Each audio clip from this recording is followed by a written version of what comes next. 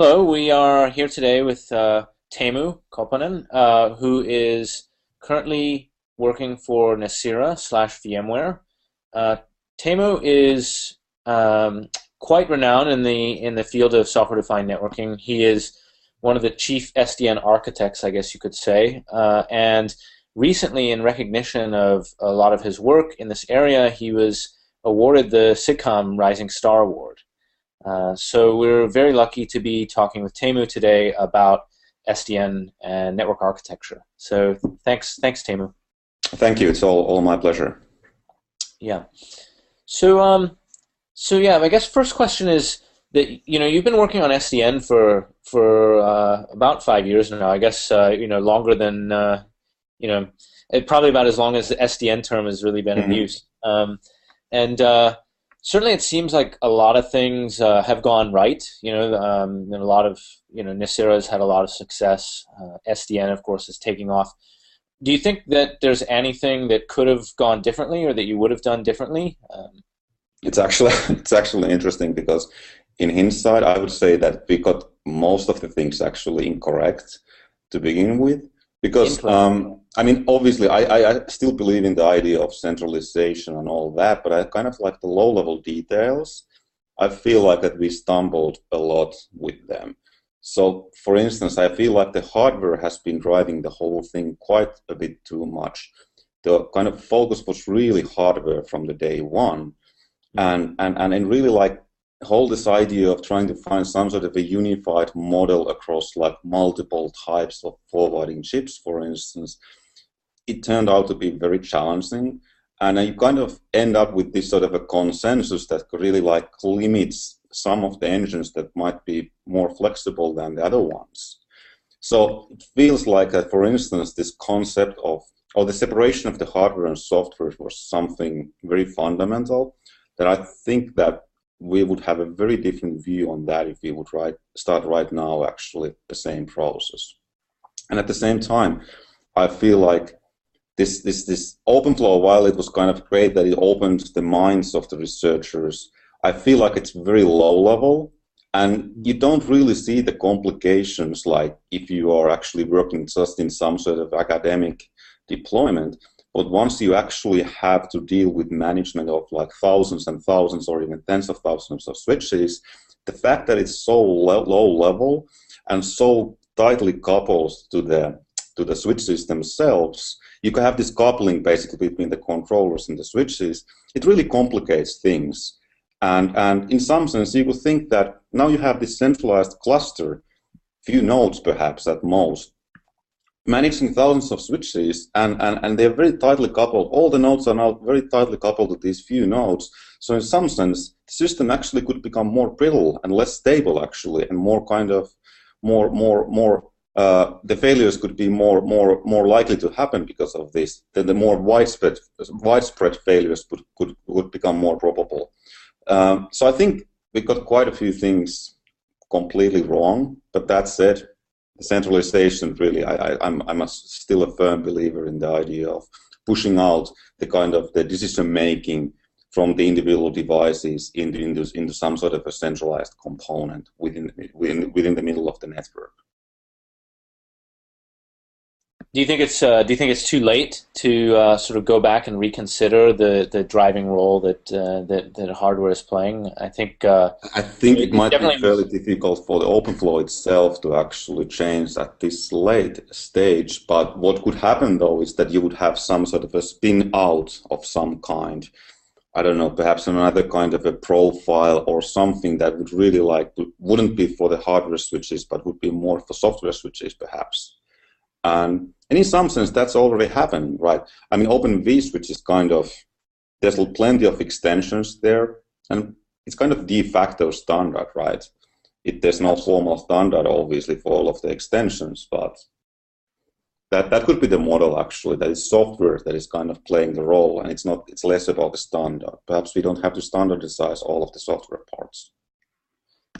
That's pretty interesting. Do you see that the roles changing between sort of the division of labor between hardware and software? I mean, it seems like we see software playing an ever increasing role in forwarding network traffic.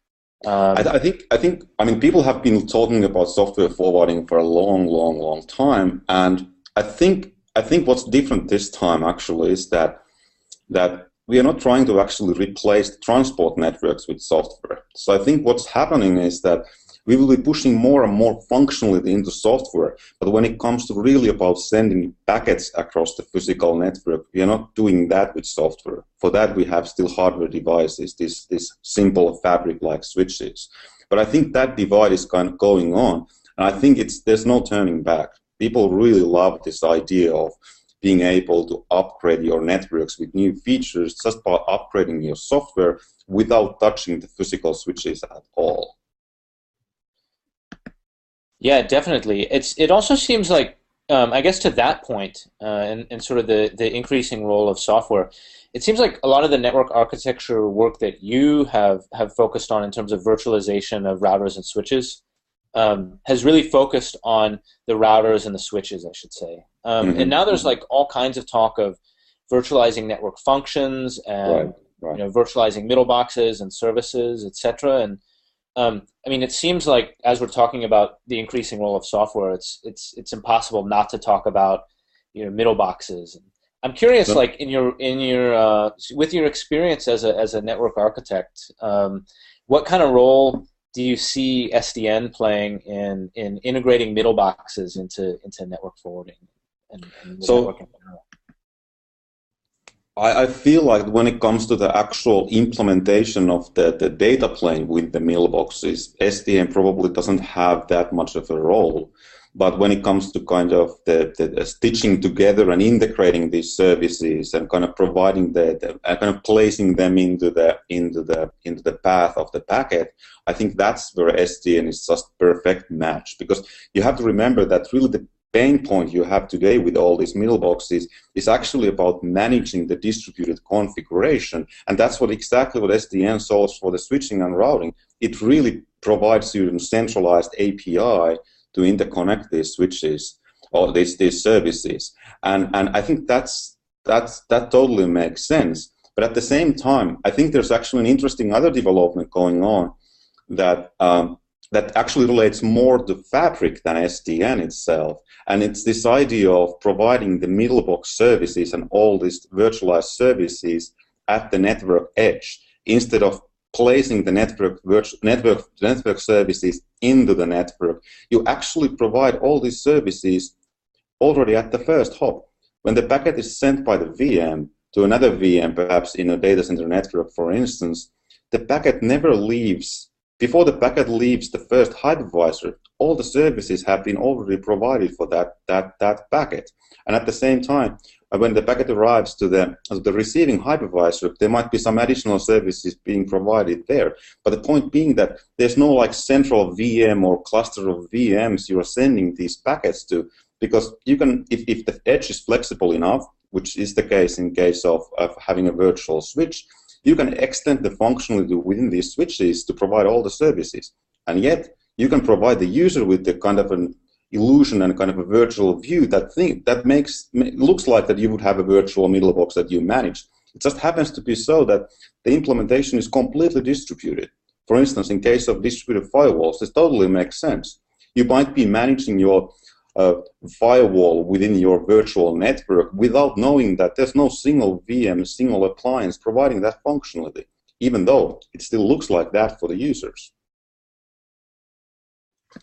That seems really interesting. I mean, the idea that there's sort of this illusion of a sort of logically centralized function that in reality is actually distributed. It seems like there's there are a lot of network functions that you could implement that way. I mean, certainly even things like exchange points or other things like that, which may not necessarily need to be in a single place.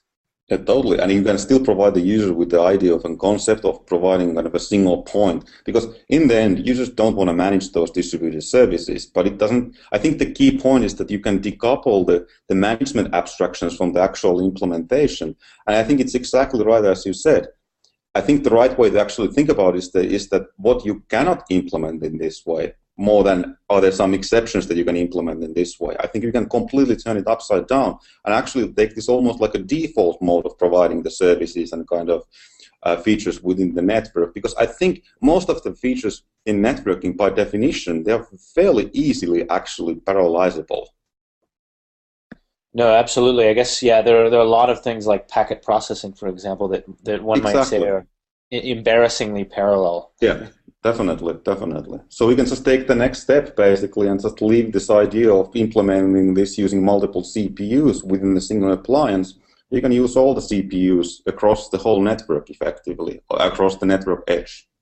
Yeah.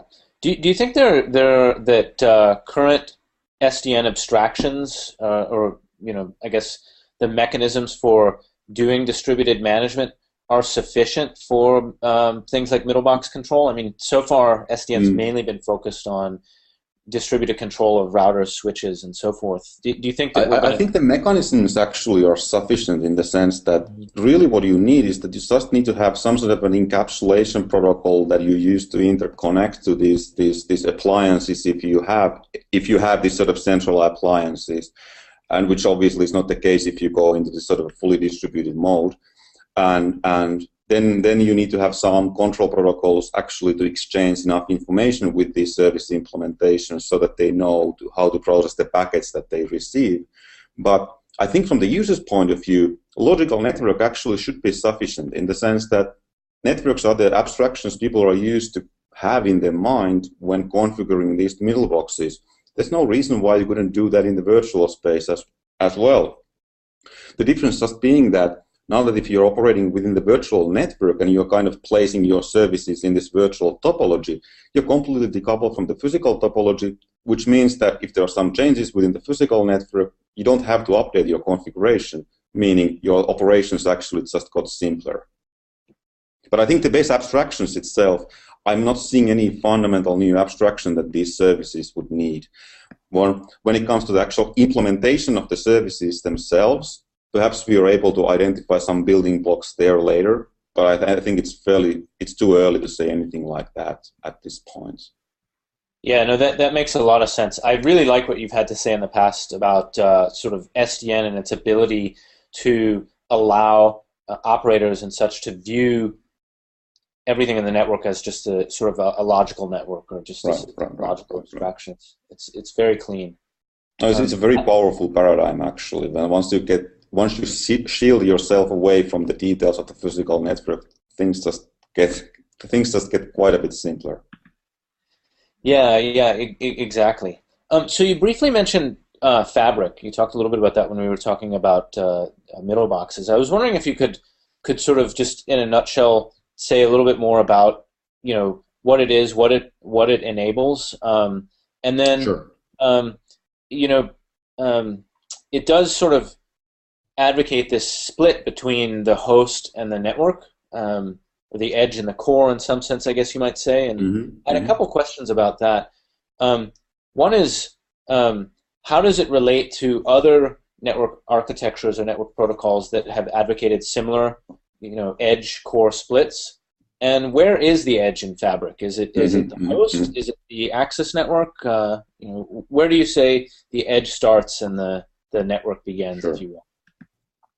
I think Fabric actually boils down to just modularity effectively. I mean, in the past, in the networking, for some reason, we really don't reason about the systems like most systems people would do. I mean, we don't break down things into minimal modules that just solve one thing and then they do that one thing in a very, very great manner, and the rest of the system doesn't have to care about the details of that one problem these modules solve.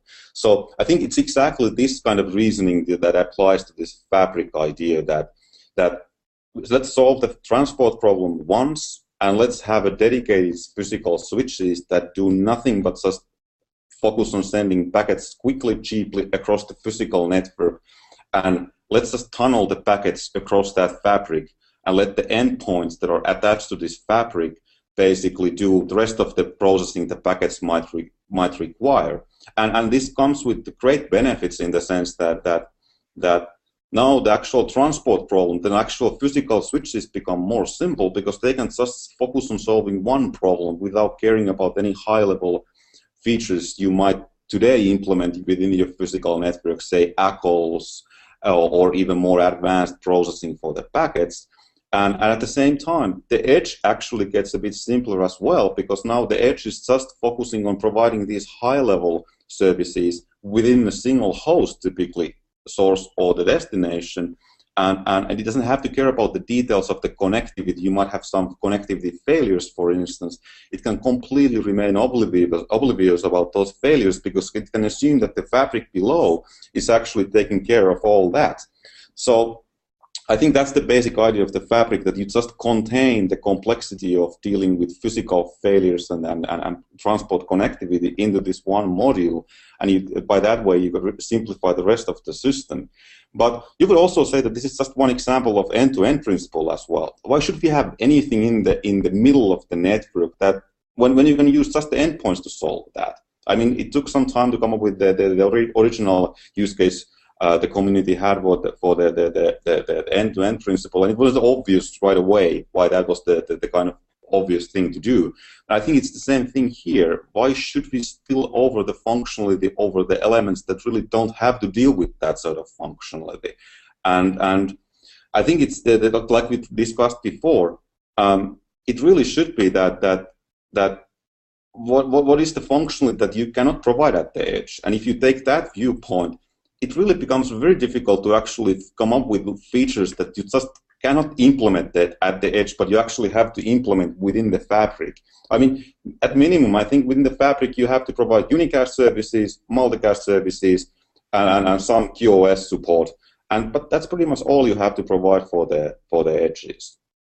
And now that you mentioned the kind of existing network architectures, I think it's actually exactly right that this fabric idea is not new. I mean, Lisp, MPLS, they're just great examples of exactly the same principle. But I think there's one crucial difference that in Lisp and MPLS, they had only one kind of, or they had more limited use case in some sense. It was all about routing. Whereas with SDN, I think we are just basically SDN and Fabric, we are saying that no, it's not just the routing you should be pushing to the edge. You can provide all the functionality basically at the high level when it comes to high-level services at the edge, and then transport will be provided by the core of the network. So you can do firewalls, you can do middle boxes, everything at the edge. Now, having that all said, it's obvious that people have different opinions about the placement of the edge, but I think within the data centers at least, it's fairly clear, I think, that once you have software switch within your hypervisor, it's like so compelling to just provide all the functionality there, because you can use just x86 to provide the features you need, and you have this very nice scale-out design model that if you add more hypervisors at the same time, you're effectively adding more resources to the network edge. Now, that's obviously the case within the data center, but in other network contexts, in other physical networks, it's not that obvious what is the first hop. For instance, in mobile networks, I don't think anyone would assume that you would have the edge within the mobile device itself. So clearly, there are kind of like appliances that are, so to say, in the middle of the network that really provide the edge services. But personally, I would push it as far as possible, because then you can kind of simplify more physical network in some sense. Yeah, that makes a lot of sense, and I think it does really it makes the architecture a whole lot cleaner. I guess I wonder what vendors, hardware vendors, and vendors of network devices have to say about both things like Fabric and OpenFlow. I mean, in particular, there's sort of this push towards simplification in the case of Fabric and standardization in the case of OpenFlow, right? And given that these trends suggest that the hardware is going to get either simpler or more standardized or both.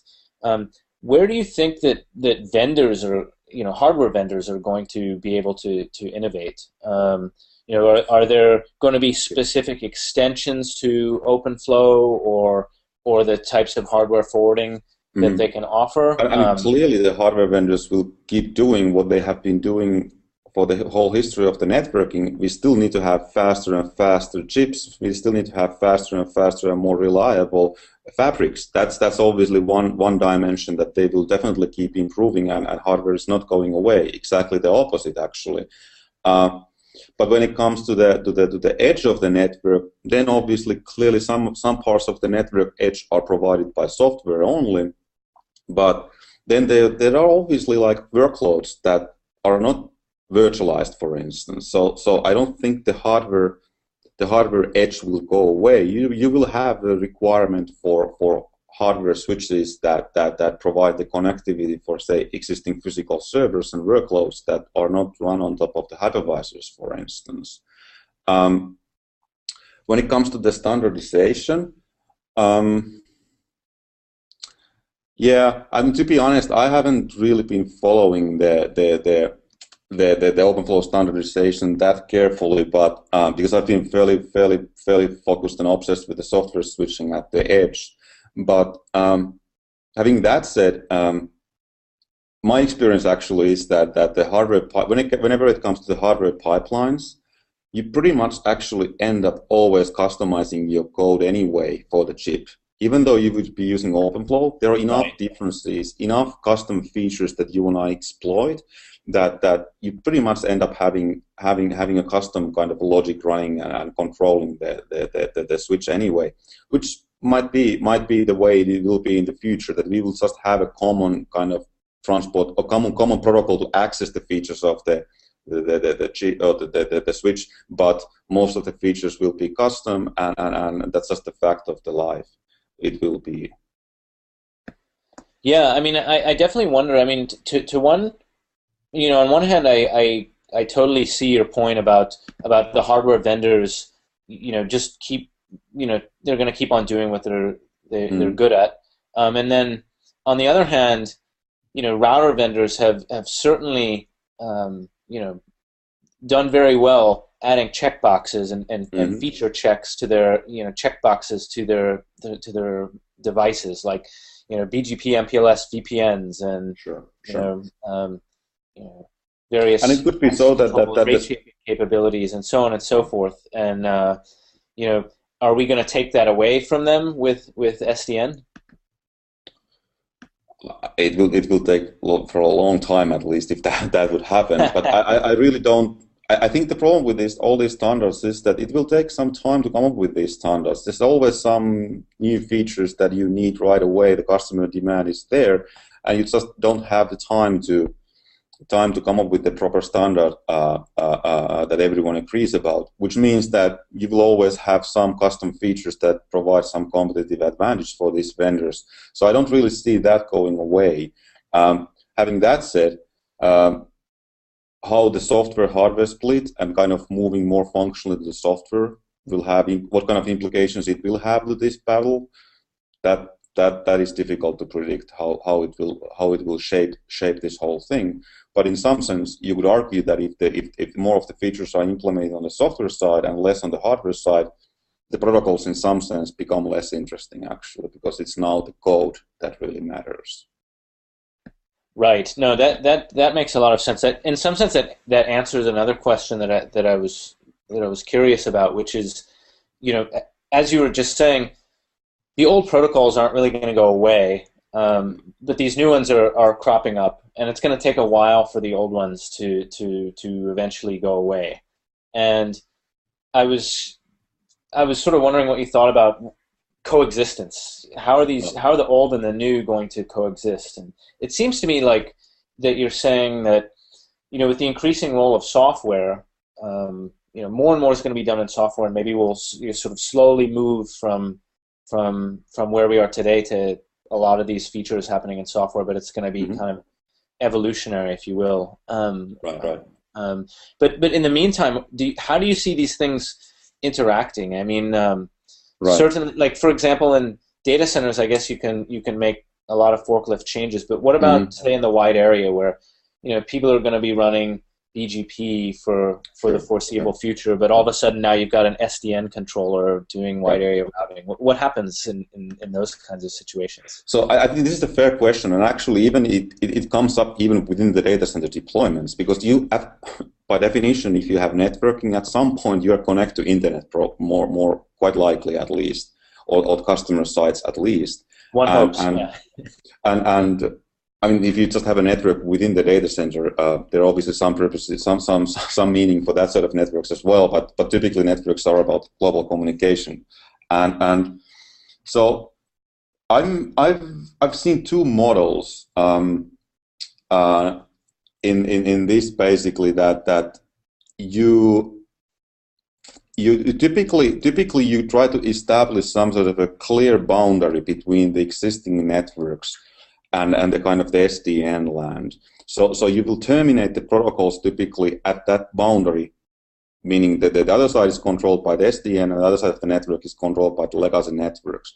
And at that point, you just have to, by your SDN controller or by the edge switches, you just have to provide the peering functionality by them.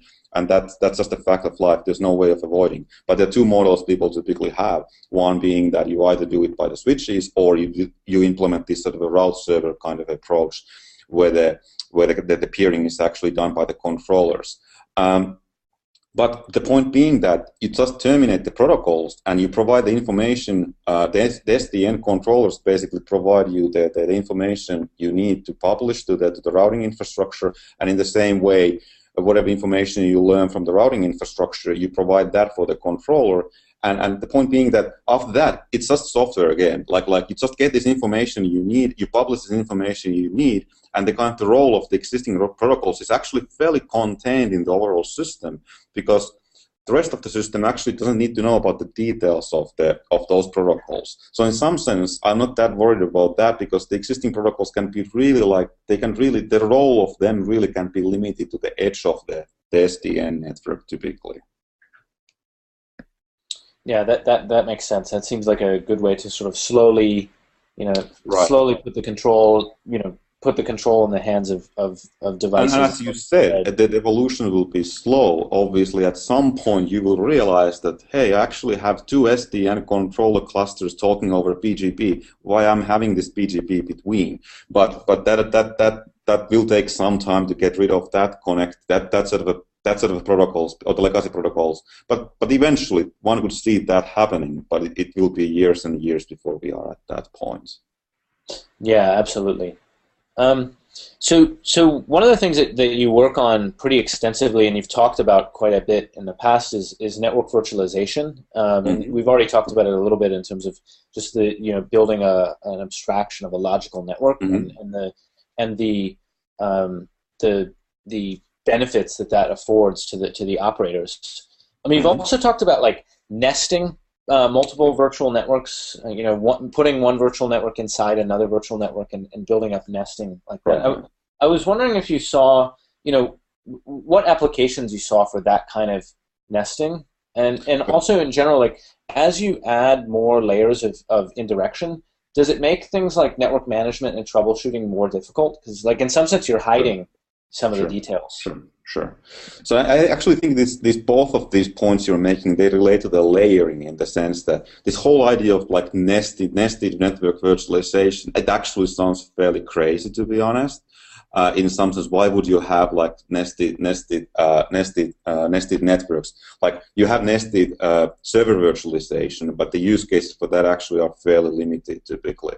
But I actually think that the kind of real lesson behind this sort of an idea is about the scaling and kind of aggregation of networks, in the sense that in SDN we really haven't had any kind of like principled way of dealing about aggregation.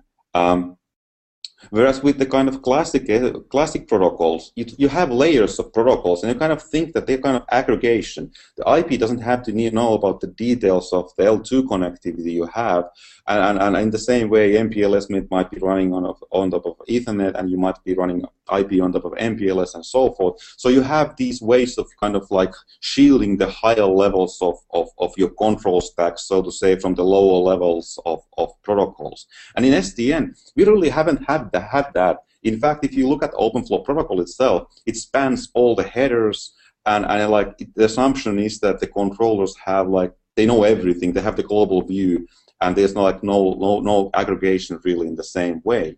But with this nested idea, I think the virtualization actually is confusing term actually to use in this sense. But I think the idea is just that you're able to actually, if you start from a clean slate, you can have a centralized model, and you can actually aggregate your control in the same way you have done in the legacy networks, and you can actually like reason about even global networks without losing the benefits of centralization. And the one thing that people actually quite often actually miss is that this sort of like recursive thinking that you use data paths to implement other data paths that don't reveal the details of the lower level data paths. It's actually a very fundamental concept in networking. We just don't think about that when we have like a modern router or switch. It actually is not a single chip what we have there. It's not a single data path chip what we have, even though it operates like you would have a single chip and single switching or single routing chip that does everything. But what it actually is, it's a distributed model where you have the line cards working together to provide you with this sort of an illusion of a logical data path or logical switch that looks like a single device. So this is not different in that sense. We are just using the same principle, actually take it to the next level. Like instead of just doing it with a single chassis, we can do it across multiple chassis. So that seems like that's very fundamental. That probably has some uses when it comes to scaling the control. Meaning, if we see this beneficial. If you see beneficial to provide users with the idea of managing single huge switch or router that spans, say, multiple data centers or even multiple geographical areas, we can clearly do it using this set of principles. We don't have to call it network virtualization or nested virtualization. Absolutely. The idea of using recursively the same principles multiple times to scale, I think that is sound. So I think that's the primary use case I would have for this sort of nested virtualization. Now, you mentioned another kind of a very interesting observation that is also something that comes in practice very often, is that what do you lose when you actually kind of establish this sort of a virtual layer on top of like existing physical devices, or even in the case of nested virtualization. And clearly you lose some visibility, because that's the whole point of this layering, that you don't have to care about the lower level details. But it's just a fact of life that if you have any kind of failure conditions, then clearly you kind of want to have the full view over the whole stack. And for that reason, actually, like most of the network virtualization solutions I know, they do provide some additional means for the operator to kind of do trace routes almost like through the both logical and physical layer. Just like you have with MPLS, you have the MPLS LSP trace route. You basically get the physical view even though you're running the trace route at the logical level. So you need to have that sort of additional tools. That's by definition. But it's the same with the existing layering solutions, existing protocols. Additional tools. I couldn't agree with you more. I mean, it's a really good point to say that, I mean, essentially, as you're saying, layering abstractions on top of abstractions is exactly what we have in today's networks. With circuits on top of fiber and IP paths on top of that. And as you were rightly pointing out, when a transponder fails or what have you, you see things happening at the IP layer, and it takes a while to sort of figure out, okay, what IP paths are mapped to that circuit, or to trace it to a particular failure at the physical layer is certainly, that's not a new problem. No, and it's not a simple problem. No one is saying that. And it will take some time to come up with the proper tools. And we are already seeing that the virtualization requires new sets of tools, and most of the vendors do provide this kind of tools. And obviously, over the time, the tools will improve. And there will be some sort of like default set of tools that people assume and require to actually manage these networks. Absolutely, yeah. I mean, so actually, that raises another question, which is, do you think that there's any promise with SDN potentially making some of those kind of troubleshooting problems easier? For example, I could think of if you've got layers on top of one another, like, you know, where things at this virtual layer map to certain other things at the layer beneath. If you've got an SDN controller that maintains and understands that mapping, maybe some of this troubleshooting problems become easier. I mean, today it's like really tough, like for some of these operators to figure out like even what circuits map to definitely. particular fibers in the ground, just because the databases are all over the place and they can be out of date. And I'm wondering, maybe SDN could make some of these problems easier because the mapping might just be right there. I mean, you could argue that you could be able to write most of these tools already today if you would have this sort of a comprehensive view to the global state. But unfortunately, it's fairly complicated in practice to get all that information. And you're exactly right that with the SDN systems that people deploy, they actually have all the state, basically all the required state in one place or in few controllers. And people actually, yes, they actually build tools that provide very nice graphical views and data over the time when it comes to the analyzing and troubleshooting the networks. And it actually is simpler if you have the proper tools. Unfortunately, not everyone has these tools, and these tools, obviously, they are not perfect yet, but clearly the trend is that you exploit the fact that you have now the central point to get all the information about the physical network, and you gather all that information, and then you can go even further, and you can kind of exploit the ideas of, say the big data kind of computing, that you can really like save you can have a long history of the data being archived, and you can really like data mine that and kind of see what are the trends are like, and you can have anomaly detection. All kinds of interesting things become feasible once you're able to extract all the state into this sort of analytics troubleshooting tool. That's quite fascinating, actually. I hadn't thought about, you know, once you've got the state in, you know, centralized and well maintained, it's almost like big data meets networking, right? I mean, you can go back and analyze all these things, whereas now you barely have a visibility into what's going on right now, let alone what was going on 15 minutes ago. Right. Yeah, that's really interesting. That opens up some definitely new lines of thinking. So we've talked a lot about just logical networks being one of the biggest abstractions that SDN kind of facilitates or makes possible. Do you think there are other important abstractions that SDN can offer or already offers? So it's kind of interesting because SDN seems to be all about abstractions at this point of time, but in some sense, I don't think we have actually identified anything new. It's just, I think what we have kind of realized that the abstractions themselves are important, but all the abstractions that I think are foundational to SDN, they have been around for a long time. So clearly, the idea of a network topology, that's very central to networking, and there's no reason why it wouldn't be very fundamental to SDN as well. So for instance, in Onyx, what we did was that the whole network state basically revolves around topology. So whatever control logic you write, you're basically dealing with some sort of a network topology. The same thing with the network virtualization. The basic abstraction actually was the network itself. We didn't invent any new abstraction, basically. We just took the old existing well-known abstraction and provided users with that. We just reduced the complexity of the existing networks, but the abstraction is fundamentally the same thing. And well, the second abstraction, I think that really hasn't received that much attention, perhaps in academia, is the very abstraction of the data path. This idea of modeling all the forwarding operations as a sequence of tables. I mean, we obviously see this within the OpenFlow, but it's actually a building block that you can use the data path to implement additional data paths on top of it. You can recurse it, as we said, and And using this very building block, you can actually build now networks as well, because networks are basically just interconnected data paths. So I think the network itself, network topology, and the idea of this sort of a data path, they seem to be the abstractions that come up all the time, again and again, in SDN and in networking.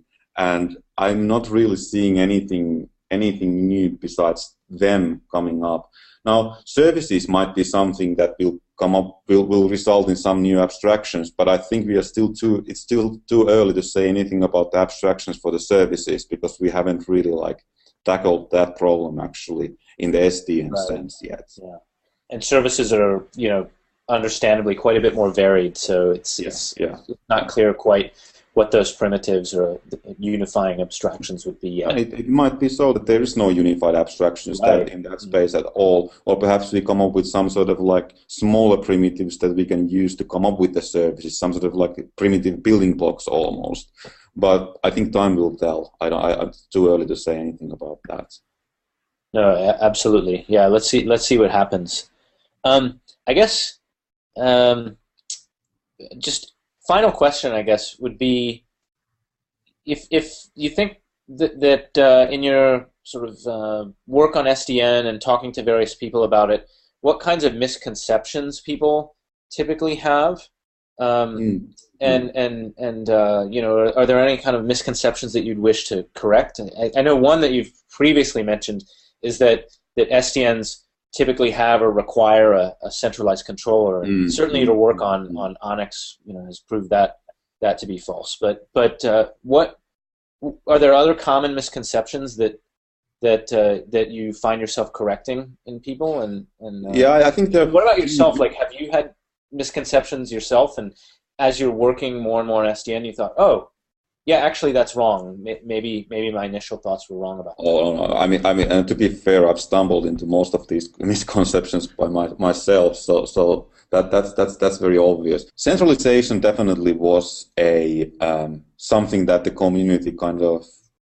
It took some time for the community to figure out that actually it's still a distributed problem. We just replace the distribution model with a different kind of a distribution model. But I think community by now completely understands that problem, so that's not a misconception of any kind. But then the one thing that kind of still actually comes up occasionally is this reactive OpenFlow model, because in practice at least, no deployment I know about will send any packets to the controller.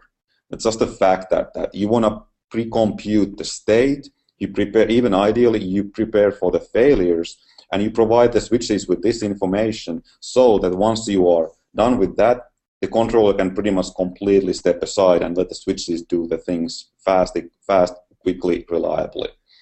I think community is kind of getting around on that as well slowly. But then the third big one actually is this.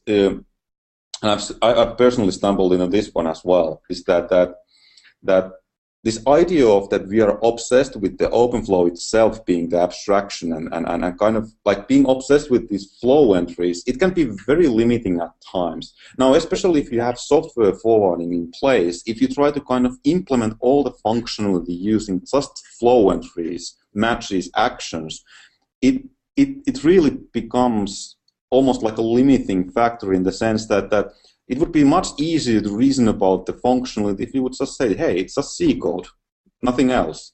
Yeah, it's almost like match action might become the new IP in terms of constraining our thinking. Yeah, and it's like if you limit yourself into this model, even simple things can become really complicated because it's almost like you're writing assembly. It's like you don't have any high-level operations. Whereas if you would say that you would have C, you would be able to write exactly the function that provides you the operations you need for the packet. Now, I'm not claiming that we should go all the way to say, let's forget the OpenFlow and flow-based processing, because at the same time, we really should see some value in this flow abstraction, because the point is that flow entries are low level enough that we can actually reason about the flow entries in a formal way. We have seen this with the header space analysis, for instance, and all the verification work. So you clearly cannot do that with C. If you would implement all all the functionality within the network using C, you would have lost totally that ability to reason about the networks formally, because, well, reasoning about C code is pretty damn difficult in a formal way. So there clearly needs to be some sort of a balance here that we don't limit the functional, that we don't get limited by the primitive nature of the OpenFlow, so that we are able to add easily add features and make the controllers more scalable, for instance, more reliable. But at the same time, we shouldn't go all the way to implementing the forwarding functionality in C. So what is that actually? What is the kind of proper trade-off here? I don't know. But I know that it's not definitely OpenFlow, at least, because it's too low level. And at the same time, it definitely is not C. That's really interesting. I mean, I think that'll be a really kind of big open question to tackle going forward, because certainly we've seen some things in that space, like header space analysis, and some of this work on sort of formally verifiable controllers and things like that. But like you said, I mean, it seems like there's a lot to be done in sort of examining where that sweet spot is. Yeah, and especially once you mix in the services, it gets really interesting, but at the same time, it gets very complicated. So I think it will take some time before the community is actually to reach out all the way to services and kind of have the same level of understanding when it comes to the pure L2 and L3 forwarding. Yeah, absolutely. I think I don't have any other questions. So unless you had more to say, we can wrap it up. And no, I think that's all. This was great. Yeah, thanks very much for having the discussion. I think many people will find it useful. I definitely learned a lot myself. I'm going to go start thinking about big data meets SDN and the spots between OpenFlow and C for about the network. I thought those were really interesting points to think about more. So thanks a lot. Thank you. It was just a pleasure for me. Thank you.